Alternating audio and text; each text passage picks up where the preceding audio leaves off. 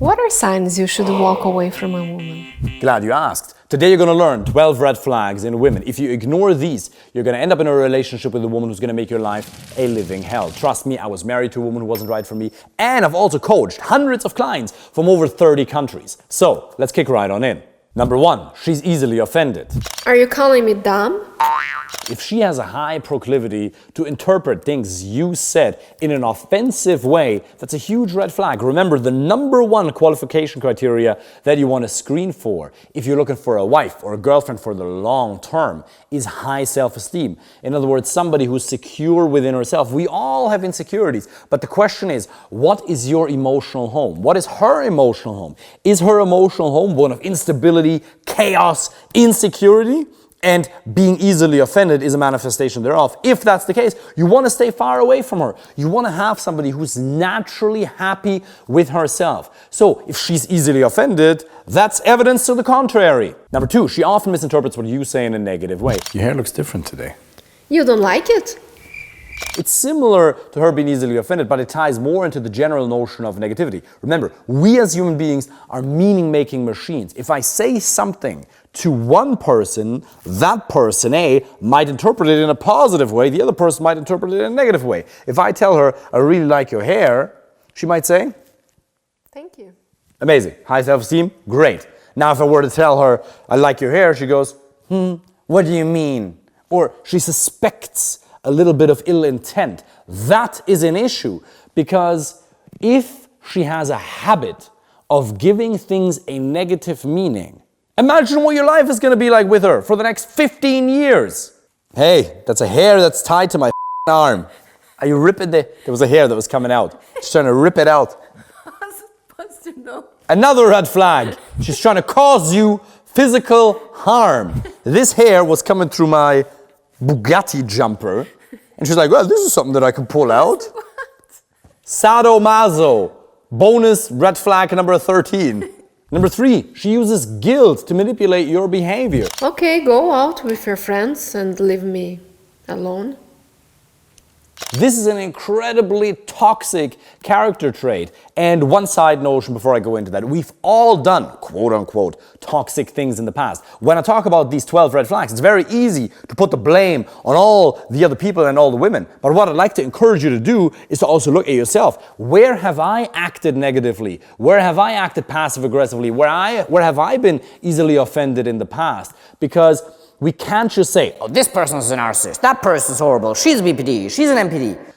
Well, if we don't ever question ourselves, that makes us the narcissist. That makes us the person with the issue. Because being able to reflect upon yourself and your own insufficient actions actually makes you a great person. Now, chances are you are already who's very aware of his shortcomings, so you actually need to focus on your flaws less. Because if you're a kind and caring individual and you lack confidence with women, chances are you're focusing too much on things that are providing insecurity as opposed to confidence.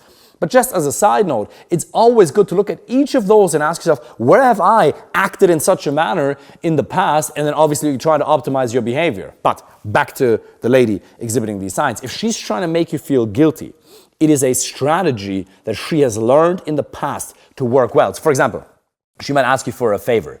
She might ask you, hey, would you mind doing this for me? And then you say, well, actually, I'd prefer not to. And then she puts her head on and she says, okay, no worries. That is behavior that's supposed to invoke guilt. It is not a normal, no worries, that's fine.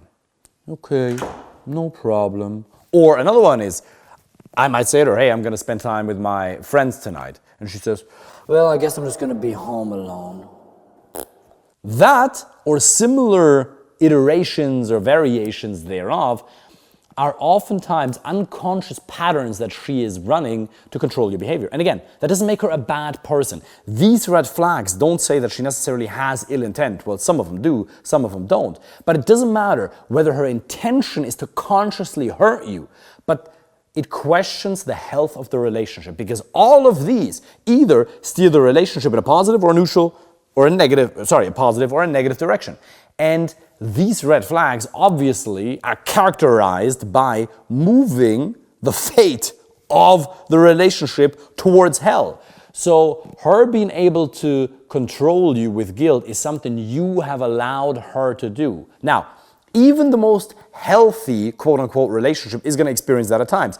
Even the most amazing individuals, every now and then, going to do something like that. And then you have to set a boundary and establish that that's not a pattern you're going to carry forward in this relationship. And again, you've probably done it in the past every now and then as well. But it's important that you recognize this. If somebody's trying to make you feel guilty because you're an empathetic person, set a boundary and say, hey, that's not okay. I see what you're doing. I don't have to feel guilty for this. And obviously you want to seek to understand her first. This whole video is not supposed to make you shift into blame. Always seek to understand first, then to be understood. But if somebody's trying to manipulate you by trying to make you feel guilty and then get you to do something that you originally didn't want to do, that person is not right for you. Number 4, controlling behavior. So tomorrow the plan is we're gonna go have dinner with my parents and afterwards meet my friends. I would actually maybe rather go watch a movie with my friend Steven. No, but I told them you're coming with me. That's important for me. Yeah, good, thank you. Now, obviously, we're trying to control each other in a relationship to an extent to be able to provide oneself with enough certainty to exist in peace in the relationship, of course. But controlling behavior, I would characterize as her getting you to do something that you don't want to do. Then it becomes controlling. If you're trying to change her, and by the way, here's a real gold nugget. Never date women for their potential, but for actuality. In my role as a coach with my clients, I see them already for the potential, the man they can be in terms of their communication confidence, because they are already good. But being in a relationship, when I'm on a bike, in the gym, and I'm going hard or I'm working out, I visualize quite frequently my clients getting into relationships. I visualize other things as well. Success for myself, for them, like good things in general. But I also visualize my clients getting into relationships, which is happening all the time. So I manifested, I guess. I mean, it's strategic action followed with a plan and consistency and emotional desire. That is basically what manifestation is. But I really, truly focus on it. And I think that in this role as a coach, it's absolutely appropriate to see somebody for where they can go. In fact, it's a prerequisite to be a good coach. But one of the biggest mistakes you can make as an empathetic man is to date a woman for who she could be. Oh, she didn't have this little flaw. Maybe she's going to work on this. Only a little bit of therapy here. I don't know. Maybe I just need to brainwash her here a little bit. Only these couple of things. This will never work. Stop trying to be her therapist. You should be extremely happy with how she is without trying to change anything about her physically, personality-wise, or her values. That does not mean that she's perfect. You aren't perfect either. But are you truly happy with it? Does it make sense logically? Did you write your list of must-haves, nice-to-haves, and deal-breakers? Does she have all the must-haves? Preferably some nice-to-haves, and 0 deal breakers. Logically it makes sense. And then does it make sense emotionally? Listen to your gut feeling, to your own intuition, whether it feels good or not. Now, a lot of men think that it feels good because they're coming from absolute and utter scarcity. I've had 3 to 6 dates in the last 6 months. I just can't get enough of this particular lady. No, you just can't get enough of dates in general. Your need for love and connection isn't met. You're starving, and that's why you think she may be right. So your gut feeling may very well be wrong. But if it logically makes sense, and emotionally, and you've chosen her from a variety of different options, that's a much better starting point. But coming back to controlling behavior, obviously, Fernanda and I, we set boundaries with one another, and thereby we control each other's behavior. But I would argue that happens 3 to 5% of the time. In a good relationship, you should have a 95% degree, 90, 85, whatever, level of compatibility, because the people, the men who speak most about, having to make a compromise, they're in relationships with women that shouldn't even be a friends with benefits relationship. Imagine you're in a relationship that's 50-50. 50% of the time Fernanda makes a compromise, 50% of the time I make a compromise. That means 50% of the time I'm doing something I don't want to be doing. With my ex-wife, we constantly visit her parents, who are good and kind-hearted, sweet people, but It was boring to me. I would rather be in a martial arts class, film YouTube videos, do whatever, something productive, engage with life. I did not want to be there most of the time, but I felt the guilt. I felt the pressure that if I wasn't going to act in a manner that was congruent with how she'd like me to behave, she would withhold emotional intimacy, she would withhold affection, and my need for love and connection wouldn't be met. And again, my ex-wife, she's a good, kind-hearted person, but these things happen when you're not right for one another in a relationship or there's a communications problem. So obviously you want to set boundaries with one another, and those 5-10%, you do have to find compromises, and you got to control the way in which you act with one another on eye level, but it is not one person being the tyrant and the other being the slave. Number 5, emotional outbursts towards you. You left the wet towels on the bed again? I'm sorry. How many times do I need to tell you? Just put on the thing. If she exhibits extreme emotional reactions to not so extreme events, that's a red flag. Now, that being said, it is definitely part of the feminine nature. It is definitely a sign of her being in her feminine energy, which is great, to go with how she feels, which basically also ties into the idea that women never lie. They just express their current mental and emotional reality. This idea that, right now I feel like loving you and connecting intimately. Right now I don't really feel like it. That, her fully letting go emotionally, which is beautiful. It's the spice of life, it's variety. Because remember, masculine energy is the suppression of emotions. It is the conscious assumption of control over your mental and emotional state. It doesn't matter how you feel. You either ignore your emotions and you get done what needs to get done, or you take it to the next level and you do what Tony Robbins says. You make yourself feel like it. I don't feel like it in the moment. Okay, so I change my mental and emotional state. I take control of it so that I can then strategically perform the actions that need to get done to achieve the result. Because the outcome is what really matters. If you're in a masculine frame, it's about the outcome. Feminine energy is about the experience. So, a little bit of that is completely normal. But when is it too much? The only person who can truly tell you that is you or a coach like me. It's actually true, because you're either good at listening to your intuition and figuring out when somebody isn't healthy for you, or you're somebody who's not good at it. You have to look at your past and how well you've been able to select women and how well you've managed to convince yourself that certain red flags, like emotional outbursts in relationships, do not exist. You have to feel whether or not your intuition is intelligent enough, because you are intelligent in a lot of ways, maybe just not in this particular way, of being able to figure out whether it's too much or not. There is no objective standard. You could say that if you have more than one negative interaction to 5 positive interactions, then the relationship is doomed to fail, as Jordan Peterson says. So you should have at least that ratio of positive to negative. You shouldn't fight that off, and most of the time it should just be easygoing, fun, and playful. Her emotional home is just happy. It's just 95% of the time it's easygoing. Every now and then you have a little bit of conflict. That is a rule of thumb. But you are really the one to determine whether it's too much. If you're an intelligent person, just understand, is this normal behavior? And obviously, the dating context and communication in dating context is completely different to business or your career. But in this particular sub-context, it actually makes sense to apply common human decency. Ask yourself, would my business partner, would my employee, would any person that I'm in a normal or professional relationship with act like that towards me, or is this way outside of the norm?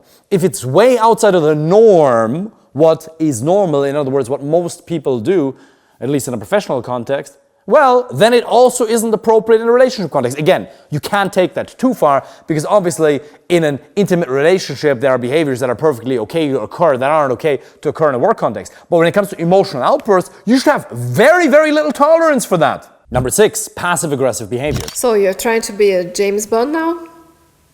Just kidding. My ex-wife, as I said, is a very kind and good-hearted person, but I want to share one story from my past with her that can serve as an identifier for this particular red flag. It was a beautifully sunny day in Ireland, and it doesn't happen that often. So we're out of the house, we're supposed to go for a walk for a couple hours, enjoy the day. We're out of the house for 2 minutes, and she says, David, you should put on some sun protection. I look at her and I'm like, I know I'm white and ginger, I burn easily, but I haven't seen the sun in 3 weeks. It's rainy and wet and cold in Ireland. I need a little bit. I'm going to put it on in 15 to 20 minutes. She says, no, you should put it on right now. Skin cancer is very dangerous. I said, I understood, thank you so much, but I'm going to put it on in 15, 20 minutes. She says, no, you should put it on right now. I say, no, I'm going to put it on in 15, 20 minutes. She started walking ahead of me and ignored me for 3 hours. She didn't speak to me for 3 hours because I refused to put the sun protection on my own body. That is an example, maybe an extreme example, of slightly passive-aggressive behavior. Again, we've all acted slightly passive-aggressively, but again, how often, with what frequency does this behavior occur? I would much rather, I apologize, have her address something outright, say, hey, look, that isn't fun. Because if I say something stupid to Fernanda, not like crazy, but like a little bit something maybe weird, she goes, she's laughing, she goes, hey, David, what you said there, that isn't okay. She just addresses it like an adult. Guess what? Women are also adults. So she should have the ability to openly address what's wrong. And also not get offended when you don't take her advice because it's a sign that you don't trust her. Number 7, judgment. You feel like you're constantly judged by her. If she gives you this look, if you feel like she's constantly displeased with your very existence, if you feel tolerated, not very desired in your relationship, the way I did with my ex-wife, that is a problem. You should feel like she loves you most of the time for no reason other than the fact you're the man you actually are. You're a kind, intelligent man who's ambitious or successful. You're doing good in a lot of areas. You're really trying to become your best. You're already doing well in a lot of areas. That's what she loves you for. How will you communicate? The kind person you are. And that is very apparent in her behavior. But the interesting thing is, women can actually end up in relationships with men they kind of settled for, and then they judge them.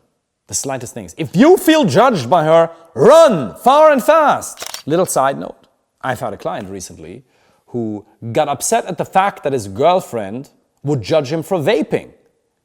That is not her judging you, that is her encouraging you to become the best version of yourself. Because if we're talking about self-actualization, sucking on a vape like it's your mom's tit isn't really moving you into the most upward direction of your best possible being. So if she judges you for objectively bad behaviors, that's not a bad thing. That's her encouraging you. Instead of behaviors, maybe think of it as habits. Because we all have flaws every once in a while. And if you do something stupid, she has the right. She should call you out on that.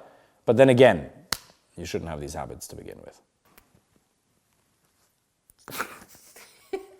Are you reminding me of the universal truth that everybody enjoys it, but she doesn't actively pursue it? Yeah. That's actually a great point. Because point number 8 is her enjoying / pursuing the validation of other men. And I was about to say that these two things are the same, but apparently they aren't. So explain your point, because that's actually a really, really good point. Because I was saying enjoying the validation of other men a little bit too much. And so is it for you that there's... Qualify? What do you mean? No, the too much is the problem. But who doesn't enjoy some validation every now and then? Okay, but wouldn't you say that there are healthy ways to get that validation and unhealthy ways? Oh, yeah.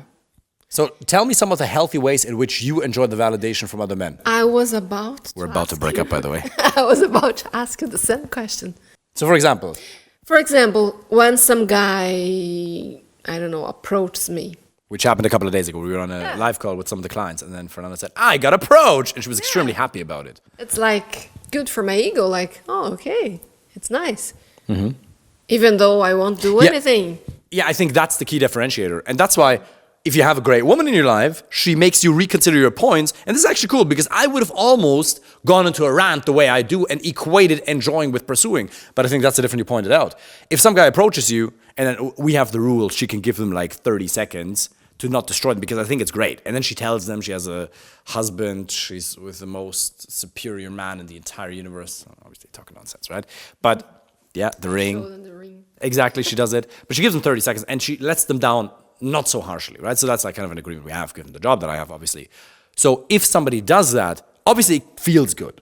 And who am I to judge that it feels good? But you don't do anything to get the validation. I think that's the point, right? Yeah. Yeah, I don't do. And also when it happens, I share with you. It's not that, Yeah. something that I'm looking for or It's just if it happens, kind of nice. It's like you and I, we walk down the street and then guys look at you, which happens all the time. Then you're like, look at that face. It feels good, right? See? And she tells me, she goes, David, these guys, they look at me. I was like, I actually don't even notice it. Because for me, it's a given. I assume that. But then she also notices girls looking at me, which I don't even think it happens nearly as often as she thinks it does. I think most of them are looking at her. But then she tells me, David, these guys, they were looking at me. I was like, yeah, of course, obviously. Yeah. But, yeah, go ahead. But what do you think are unhealthy ways in which other women look for the validation of other men? If they're in a relationship and they still do things to get the validation from other men, what do you think are things that aren't okay? trying to make you like jealous Yeah, how? and like do it on purpose, like see a guy and then start showing yourself, and then the guy's gonna look at you, like at me in the case, and then I think that's a genius point, Yeah. because Fernanda really doesn't do that, right? So when guys look at her, she doesn't do this. Like, she looks away. She breaks eye contact quickly. And that is actually a really, really big one. That is a big nuance. If you're walking through the street with your woman and she makes extended eye contact like this, wait, with another man, that's at least a red flag. Again, this can become controlling also. I'm not telling Fernanda where she can look or where she cannot look. But we have a good rule of thumb, which applies in most cases, where we say, how would you feel if I did that? So, and she did that with me a couple of times, because given my job, you can imagine that I've been trained to like, my head is kind of going like this all the time. And she goes, David, if you're out with me and you're making eye contact that's longer than like a second or two with a girl that's walking by, how would you feel if I did that? Because she really doesn't do that. And I said, okay, point taken. Completely understood. Okay, so doing this, trying to make other guys jealous. But like, how else do you think girls, women who are in relationships, still put themselves out there to receive validation, because they might just not inherently be happy with what they're getting from their man, or because they have some vacuum inside that needs to be filled that he would never fill? I don't know, maybe over exposing yourself on social media. Yeah. And again, Kind of pictures. I don't know. what kind of pictures? I don't know. You know very well. She knows very well. I agree. And again, these are individual agreements you have to have with how much you're willing to tolerate. But if she's half naked on Instagram while she's in a relationship with you, what do you think she's doing that for? If she's not making money from it, if she's making money from that, then you have to ask yourself whether you're cool with that or not. But if she's not, who is she doing it for? Who is she doing it for? And even in a dance context, which is actually a really, really interesting example, there are ways, because I had a conversation with a client yesterday. I talked to the client whose name starts with J, and he said, but Fernanda doesn't dance with other men, right? Which is interesting, because we dance bachata and salsa. And Fernanda can obviously dance with other men because it's a normal part of it. And people say, wow, bachata is such a sensual dance. And you have to understand that there's a big difference between salsa, bachata, and kizomba. Kizomba, she's not allowed to dance with other men, right? It's too... I mean, that's the agreement we have. She obviously can do whatever she wants, but then we wouldn't be in a relationship. Because kizomba is like this. It's very close. Salsa has the most amount of distance. Bachata still has some closeness, but you're not touching each other in this area. You're touching each other on your hands and maybe like side to side to the hip, shoulders, exactly. But there is a way to have a respectful distance, right? You can just boom, jam your leg up somewhere, like, which is usually absolutely inappropriate. But some people, they dance like that. That is not okay. So when she dances, and you can give your opinion on that in a second as well, when she dances with somebody, she always has that distance to these people. And obviously she enjoys it. She's supposed to enjoy the music. That's great. But what she doesn't do is she doesn't f*** them with her eyes. She doesn't do this. She doesn't give herself energetically to these guys. Because that happens a lot. I know, we know. Women who are in relationships with men who basically energetically make love with another man on the dance floor. That is not okay. And I know people like that. And the reason I have so much passion for that is because I have a close friend of mine who's tolerating that. And I've talked to him about it. And he doesn't see it. So it's fine. But he's lying to himself, I know. So do you have maybe one or two thoughts to share on the dance context? Because there's ways to be in a bachata and salsa environment that's quite healthy and respectful of your relationship, and ways where it just isn't. For example, when I see like the guy, it's more advanced, and then I say, so I'm a beginner, so don't do the leg stuff, Yeah.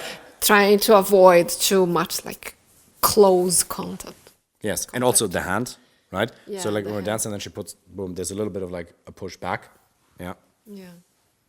Yeah. And it's also intent. Again, it starts with intention.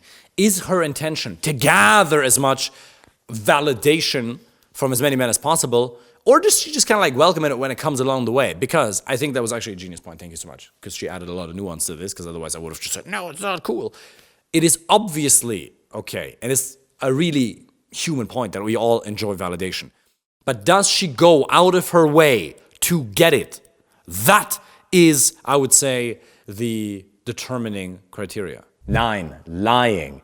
If you observe incongruencies between her thoughts, words, and actions, run far and fast. Now, nobody's 100% congruent, but again, there's a spectrum.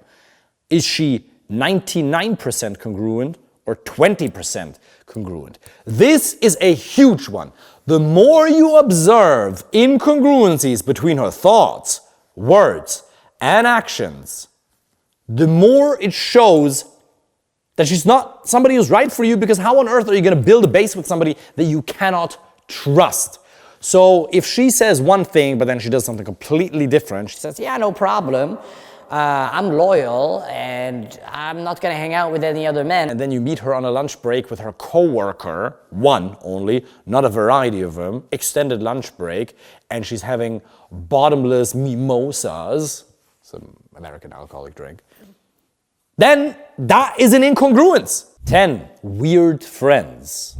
If she has friends that, what's so funny? I don't know. Why? Do you think I have weird friends?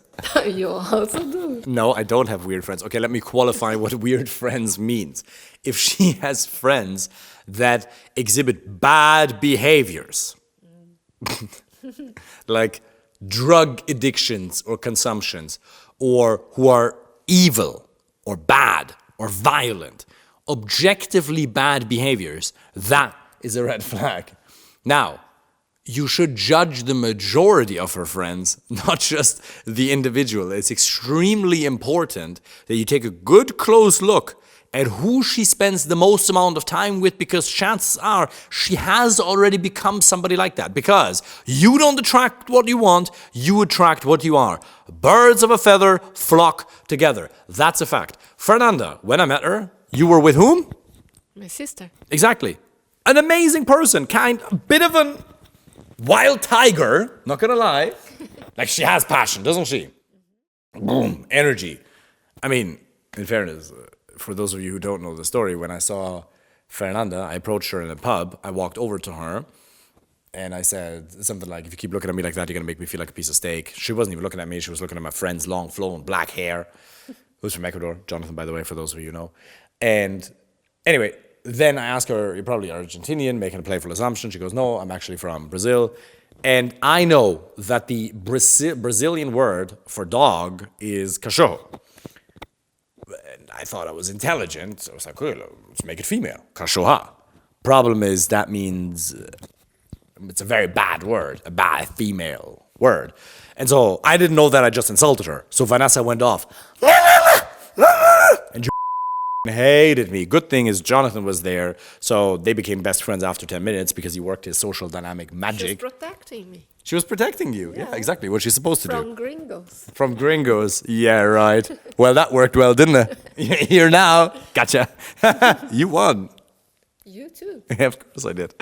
And on the one hand, it's her job, right? So we can talk about what it's like if you approach a lady with her friend and her friend's trying to be protective. There's some more technical details around it if you're interested in approaches. But so her behavior was understandable, and even though she may be a little bit oomph and there may be a little bit of conflict sometimes, she's a genuinely good person. Cares totally about Fernanda.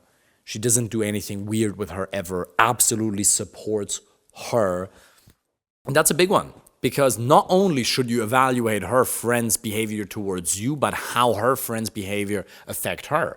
Does her sister and her friends, do they support her? Do they love her? Do they want to see her win? Are they loyal? This matters so much. So if her friends are like male friends, like, come on, you serious? I mean, do whatever you want. I personally would not be okay with her having male friends. Absolutely not. Perfect. Absolutely not. What is the outcome? And again, I'm not here to dictate what women as a whole should do or shouldn't do. I'm saying me personally, I would not be okay with that, because what is the outcome? What good can possibly come from her spending one-on-one time with another man? Makes no sense. But in general, you want to evaluate their behavior. If it's really bad, then chances are there's something you haven't found out about her.